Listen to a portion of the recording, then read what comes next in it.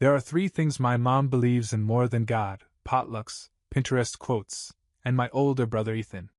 She calls him my first blessing. Which, would be sweet, if it weren't usually followed by calling me our little surprise. And not the good kind of surprise like a birthday trip. The kind you get when you find out your tire's flat and you're already late to work. Growing up, I was the spare key. The backup plan. The maybe someday child. Ethan, on the other hand, was the plan. The investment. The heir to the family legacy, even though said legacy was a 2-bedroom ranch and a smoker grill Dad never cleaned.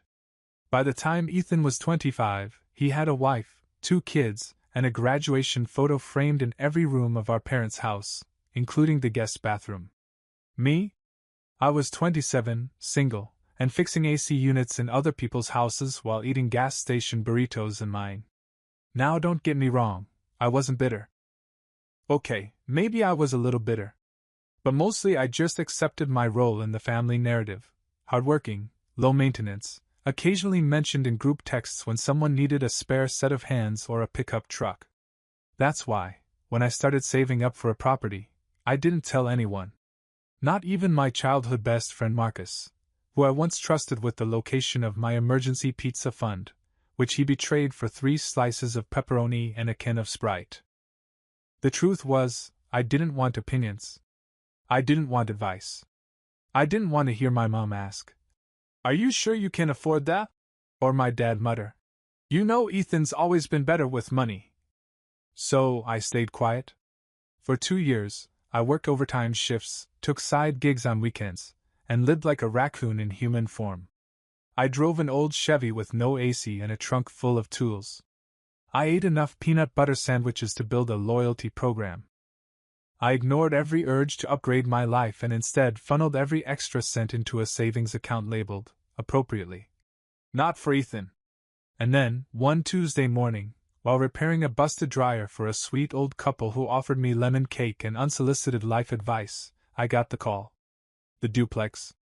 It was old, sure. Needed a new fence, some drywall patching, and the front porch had what I would describe as violent creaking energy. But it was solid. Good bones.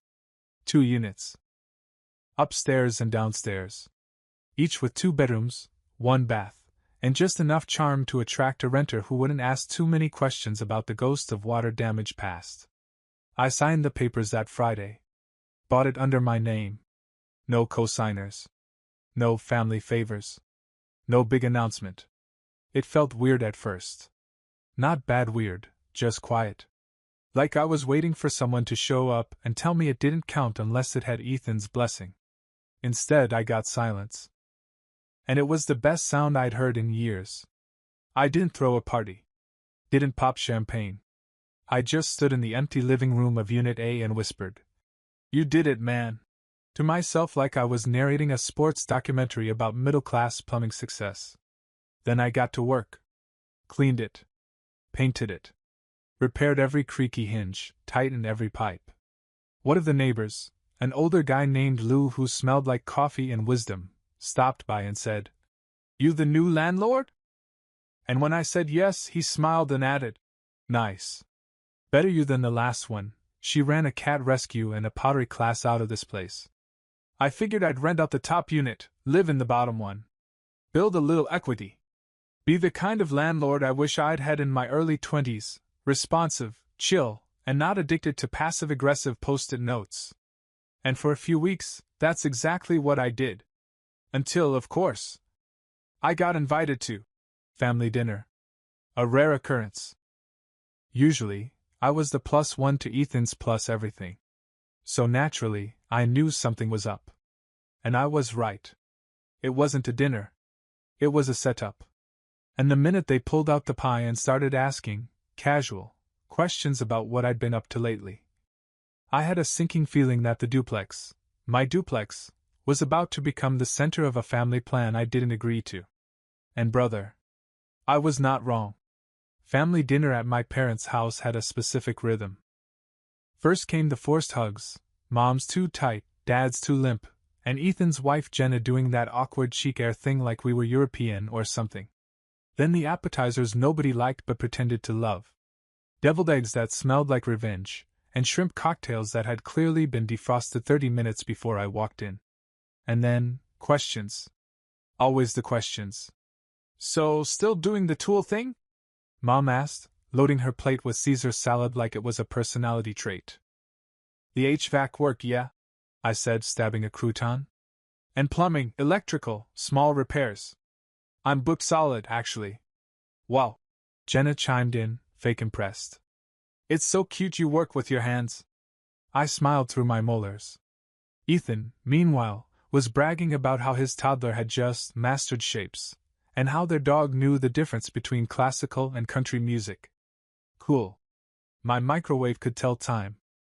Eventually, my mom turned to me with the kind of expression she usually reserved for casually manipulating people.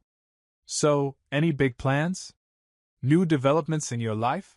She asked, like she wasn't fishing with a net the size of Alaska. I gave the world's most casual shrug. Not much. Work's been good. I saw the flicker of disappointment in her eyes. Like I'd failed to give her a reason to redirect the spotlight. Dad cleared his throat. Actually, your brother and Jenna are dealing with a bit of a situation, he said in the same tone someone might use to announce a natural disaster. Oh? I said, biting a piece of garlic bread like it owed me money. Yeah, Ethan said. We're kinda in between places right now. The lease ended, and the new place isn't ready yet. We were thinking, Mom cut in, that maybe they could stay with you for a little while. I paused mid-chew. Stay with me? Just for a few weeks.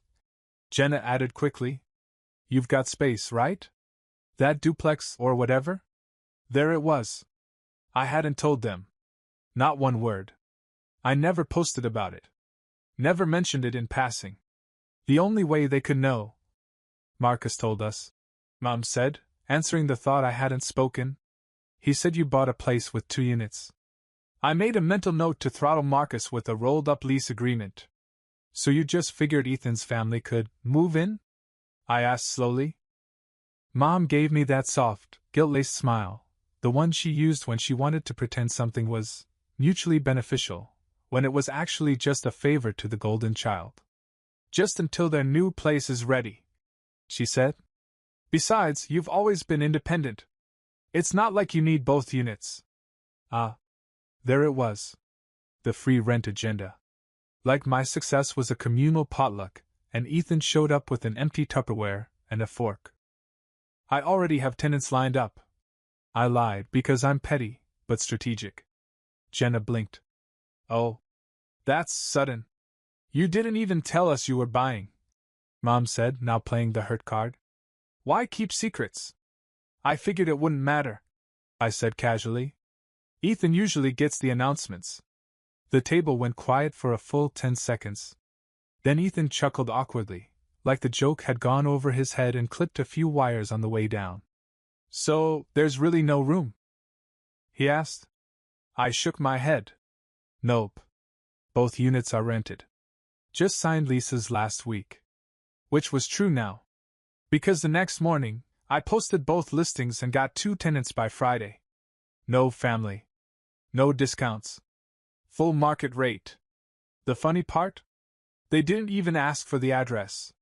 They just assumed they'd move in, like squatters with baby strollers. But the best part? 2 weeks later, I found out from a mutual friend that my parents had started driving past my place, on Sundays, just to check? And on one of those Sundays, well, let's just say things got visually educational. The thing about my parents is, they don't confront. They suggest. They hint. They snoop. So after I politely, and by politely, I mean barely containing my sarcasm, shut down the whole let Ethan's family crash at your place rent-free plan, they didn't blow up my phone or call me ungrateful. No, that would have been too direct. Instead, they activated their favorite tactic, surveillance, with snacks. The first text came from my neighbor Lulu. White SUV circled again. 3rd time this week. They slow-rolled past the mailbox like it was hiding secrets. At first, I thought maybe it was just a coincidence. Then I remembered, My parents don't do coincidence. They do passive-aggressive reconnaissance with a side of judgment. The next day, Lou upped his game. Lou, your mom waved at me. Then parked across the street, just sitting there like she was on a stakeout. Your dad looked bored. Or constipated. Couldn't tell. I peeked out from the window and yep, there it was. Mom's SUV, parked like a suburban submarine. No movement, just two retired parents trying to solve a mystery. Why weren't they in control of this one? See, what they didn't know was this. Both units were filled. The upstairs was rented to a pediatric nurse named Angela. She baked on weekends and owned 6 slow cookers.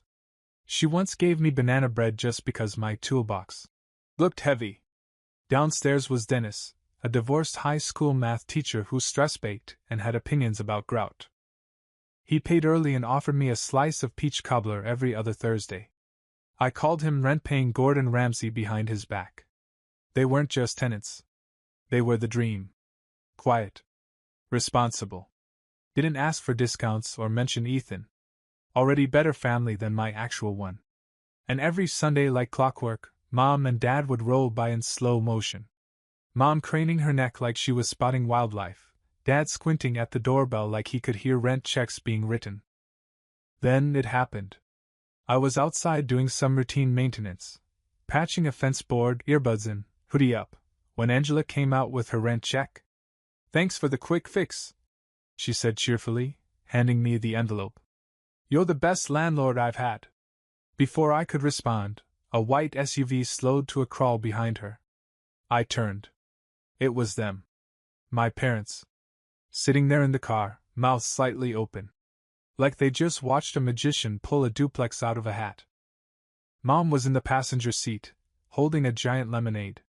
Dad was driving, frowning like a man who just realized his golden investment strategy involved a son who no longer needed them. Angela waved, politely, not knowing the drama she just walked into. Then I waved. Just a little two-finger lift, wrench still in hand, sweat on my brow like a working-class ghost haunting their expectations. Mom's expression changed from curious to shocked to mildly offended, in under 5 seconds. Dad said something to her, and she mouthed the words I'll never forget. "That's him." As if I were Bigfoot. Or a rare bird. They didn't get out of the car. They didn't say a word. They just drove away, slowly, like they were still hoping someone else would walk out and confirm it was all a misunderstanding. That night I got the text. Family group chat, MOM. "Nice place, honey. Looks like a lot of work though, winky face." Ah, yes. The passive-aggressive emoji. Her preferred method of emotional warfare. I didn't respond. But I did reread it 3 times. Not because I was hurt, but because that text said everything. They'd seen me not just owning a place, but running it. Managing it. Profiting from it. And they weren't proud. They were confused. Because in their minds success was Ethan. Always had been. And I was supposed to just orbit around him. Fix sinks. Show up at birthday parties with tools in the back of my truck. Nod along. But here I was, with keys, rent checks, and neighbors who actually respected me. And for the first time in a long time, I didn't feel invisible. I felt solid. The group chat went silent for about a day after Mom's passive-aggressive, "Nice place, winking face" message. I thought maybe they were done. Maybe the little drive-by revelation had shaken something loose, some kind of long-overdue humility. But nope. By Tuesday morning, the chat lit up again like a Christmas tree, except instead of gifts, it was full of thinly veiled guilt trips wrapped in family values and delivered with emoji bows. Ethan. "Hey man, didn't know you had extra space. Kinda wild you didn't mention it." I stared at the message for a solid minute. "Didn't know you had extra space." Like I accidentally found a duplex in my couch cushions. "We just thought maybe you'd want to support your brother while his family transitions. You've always been so generous." Funny. I distinctly remembered loaning Ethan $300 back in 2019 and never hearing a word about it again. But sure. Let's pretend I'm the generous family ATM who's just forgotten to dispense lately. I typed. LOL. Deleted it, then stared at the screen. Then Ethan followed up with the cherry on the sundae. Ethan. It's just kinda disappointing, man. We're family. Ah. There it was. The all-caps family card. The trump card of guilt. The emotional blackmail of middle children everywhere. I didn't reply.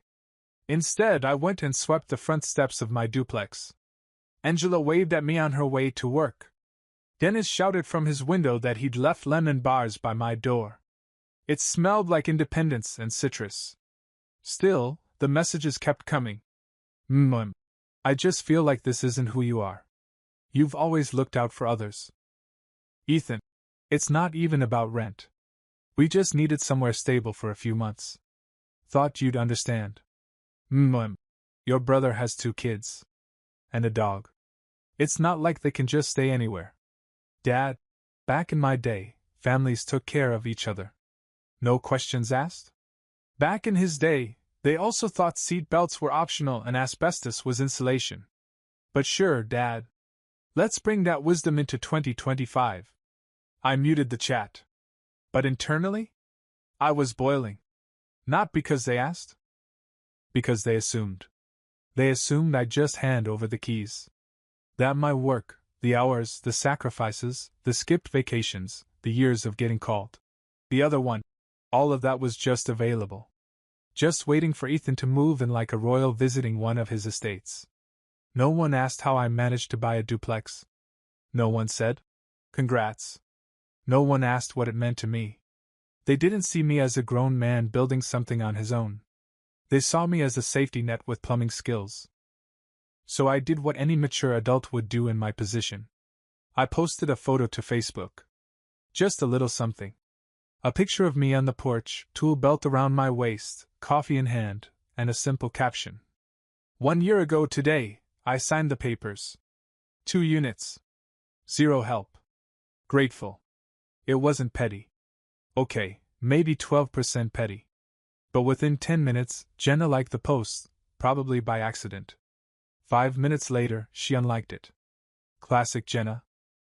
And then came the message I was waiting for, not in the family group chat, but directly from Ethan. Ethan. Wow.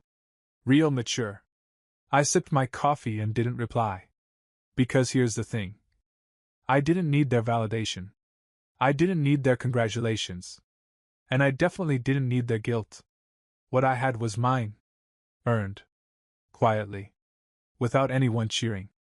And for once, I wasn't looking to explain that to anyone. Especially not to the brother who never asked how I was doing unless it involved him. When I say I've never been more prepared for a fake solution wrapped in guilt, I mean it. I'd been dodging compromise plans since I was 8, and Ethan got the bigger slice of cake because he's older.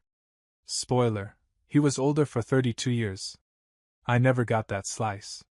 So when Mom called, not texted, called, I knew she was loading the cannon with, "Just hear me out." "Hi, sweetie," she said in the tone people use when they want something big but are pretending it's small. "How's the house?" The house. Singular. Not the duplex. Already minimizing.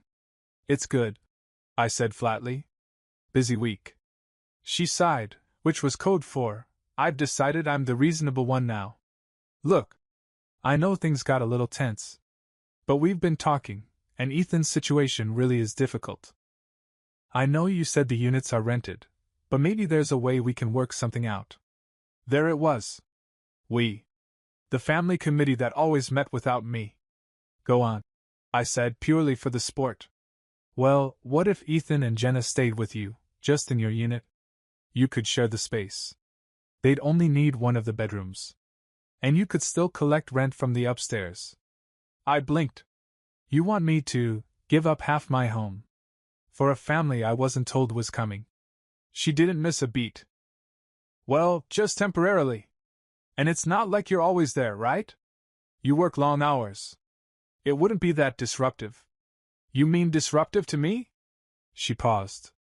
Then added brightly, "And the kids are very well behaved."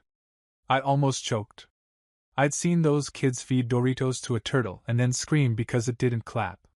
"Mom," I said slowly, This isn't about being difficult. This is my space. I worked for this. Alone. She softened her voice, switching tactics. I just don't want this to turn into a wedge between you boys. You've always been so close. I laughed. Out loud. The last time Ethan and I were close was when he borrowed my truck to move a couch and returned it with a cracked tail light and zero gas.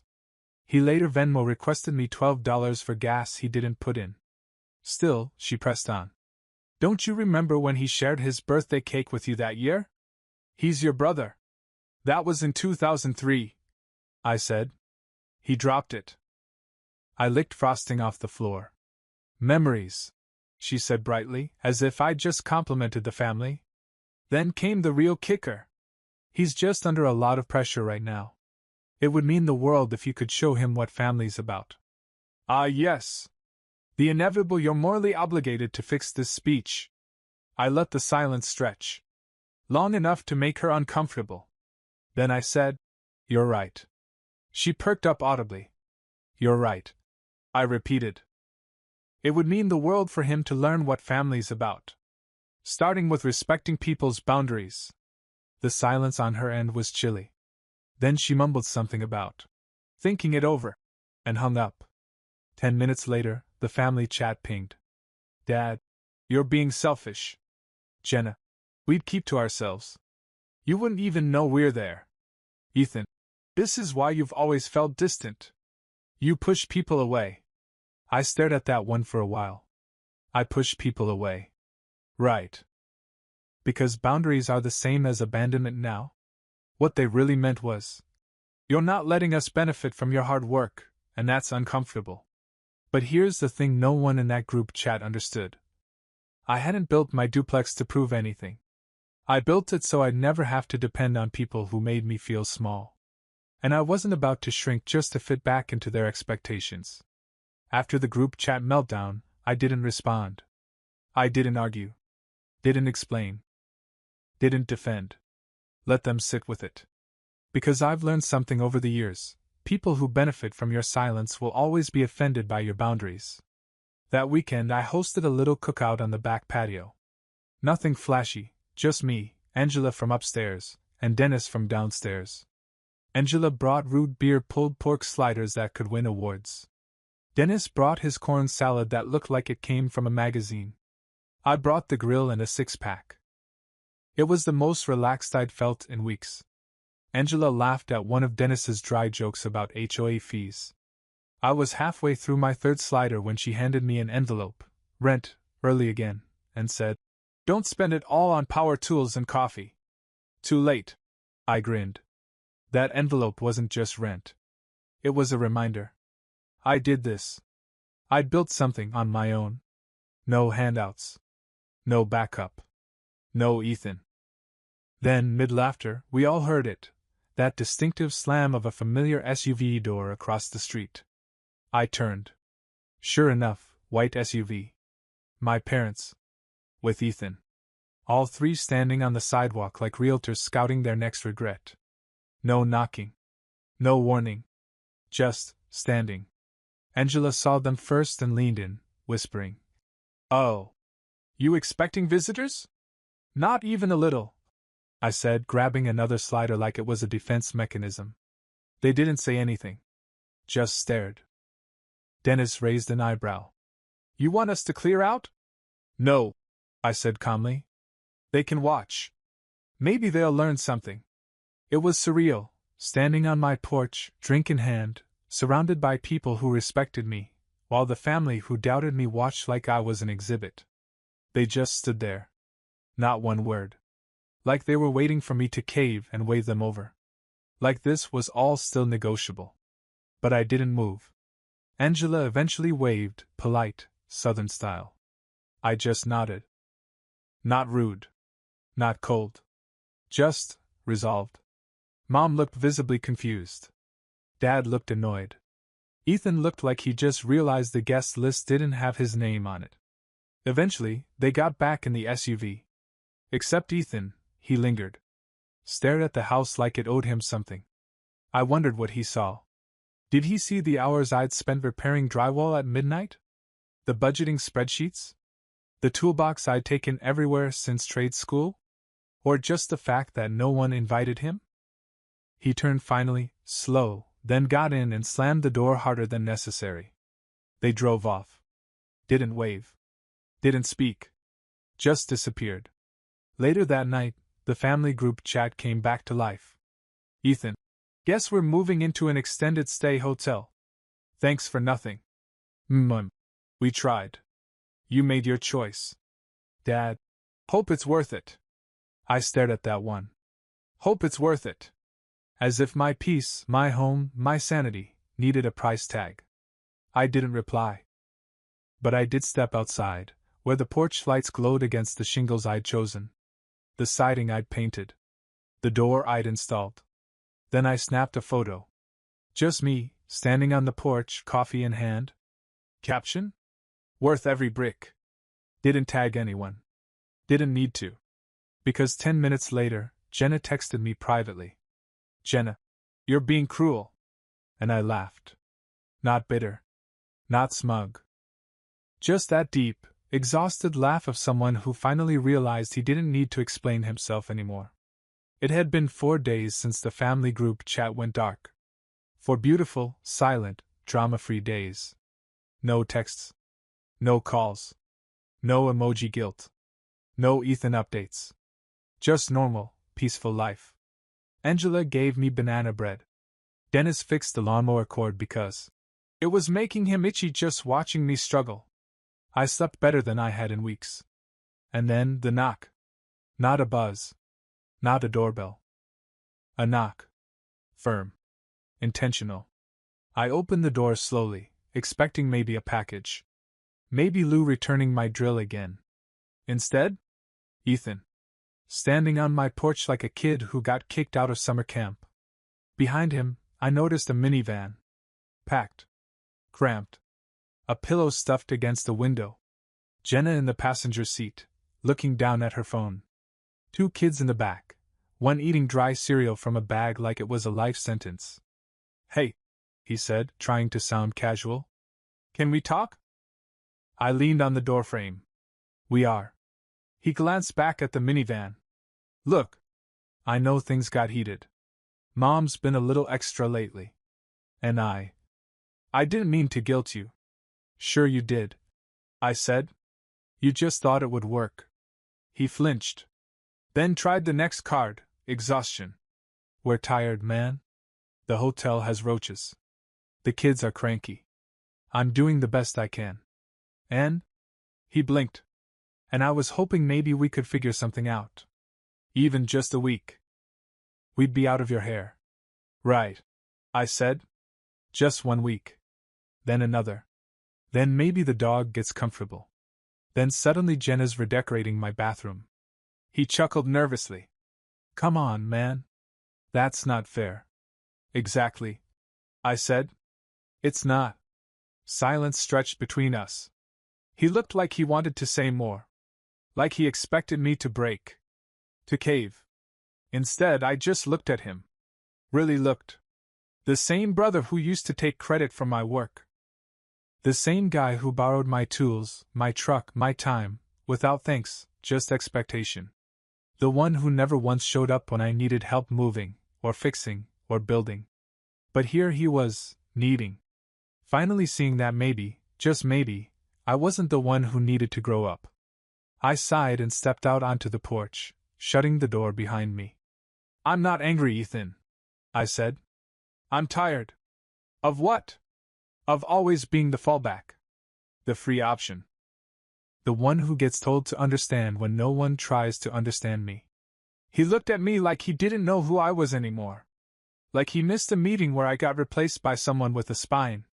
You've changed, he said. No, I replied. I just finally stopped asking for permission to have a life. Behind him, I saw Jenna glance over. She looked irritated, not desperate. Just annoyed that their plan hadn't worked. Ethan opened his mouth again, but I cut him off. There's a park 2 blocks down, I said, nodding past him. They've got clean bathrooms and shade. Might be good for the kids while you figure out your next step.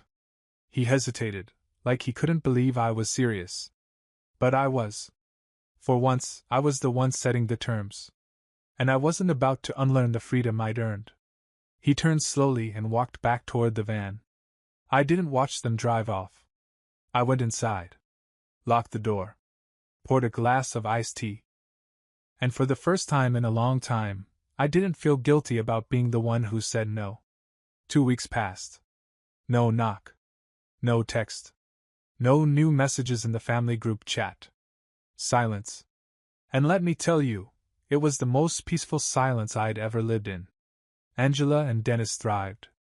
I upgraded the porch light. My bank account got fatter. I even bought myself a ridiculously overpriced pair of noise-canceling earbuds because I could. Then, on a Thursday, a letter arrived. Not a text. A letter. From Mom. The handwriting alone made my stomach tighten. She always curled the Y in my name too tight, like she was strangling the word. You. I opened it slowly, almost laughing at how old school it was. We're disappointed in how things turned out. Family means sacrifice. You had a chance to help your brother, and instead you chose pride. I hope one day you'll realize what you've lost. I folded the note and placed it in the drawer next to expired coupons and a button that fell off a shirt 3 years ago. Then I had an idea. The next day, I drove to a nearby print shop. Paid $7. Printed something clean, crisp, and framed it. Then I mailed it to Mom and Dad's house. No note. No explanation. Just a photo of my duplex. With the words, "Built without you." 2 days later, Jenna blocked me. Ethan removed me from the family Spotify plan. Mom sent one final message in the group chat. Mom, you've made your choice. I hope you're proud of yourself. I didn't reply. But I did pin that message, just so every time they opened the chat, they'd see who said it. Because yes, I was proud. I was proud of every skipped vacation, every overtime shift, every ignored insult at holiday dinners, every sarcastic comment I didn't clap back at. They called it selfish. I called it survival. And 1 year later, exactly to the day, I celebrated by repainting the front steps with Angela and Dennis. We grilled burgers, blasted music, and took a group photo on the lawn. I framed it. Hung it in my hallway. Next to the first rent check I ever earned. Next to freedom.